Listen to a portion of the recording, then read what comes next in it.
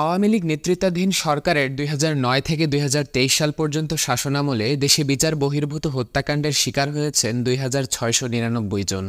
এ সময়ে গুম হন ৬৭৭ জন, কারাগারে মৃত্যুবরণ করেন ১০৪৮ জন। মানবাধিকার সংগঠন অধিকারের পরিসংখ্যানে এ তথ্য উঠে এসেছে। তবে বৈষম্যবিরোধী ছাত্র আন্দোলনে নিহতদের তালিকাসহ ২০২৪ সালের ঘটনা যুক্ত করলে নিহতের সংখ্যা ৩,০০০ ছাড়াবে বলে দাবি সংগঠনটির। অধিকারের প্রতিবেদন বলছে, জবাবদিহিতা ও আইনের শাসন বজায় রাখতে পারেনি আওয়ামী লীগ সরকার। অকার্যকর বিচার ব্যবস্থার কারণে সরকারের আইন প্রয়োগকারী সংস্থার সদস্যদের ব্যবহার করে এসব বিচার বহির্ভূত হত্যা, গুম, খুনের ঘটনা ঘটেছে।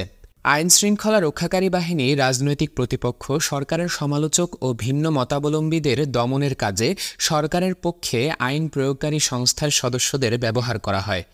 এসব বিচার বহির্ভূত হত্যা, গুম, খুনের ঘটনার মধ্যে নির্যাতন, হত্যা, ক্রসফায়ার, হত্যার ভয় দেখিয়ে টাকা আদায়, বিরোধী রাজনৈতিক কর্মীদের গুলি, ব্যবসায়িক আটক করে মালামাল লুট, নাগরিকদের গ্রেফতারের ভয় দেখিয়ে টাকা আদায়ের মাধ্যমে এসব ঘটনা সংঘটিত হয়েছে। তথ্য বিশ্লেষণ করে দেখা যায়, গুম ও বিচার বহির্ভূত হত্যাকাণ্ড সবচেয়ে বেশি ঘটেছে নির্বাচনের বছরগুলোতে। অন্যান্য বছরের তুলনায় যা দ্বিগুণ ছিল। এর মধ্যে ২০১৮ সালে সর্বোচ্চ ৪৬৬ জনকে হত্যা করা হয়। দ্বাদশ জাতীয় সংসদ নির্বাচনের এ বছরই সর্বোচ্চ সংখ্যক মানুষকে গুম করা হয়। কারাগারে মৃত্যুও ছিল তৃতীয় সর্বোচ্চ।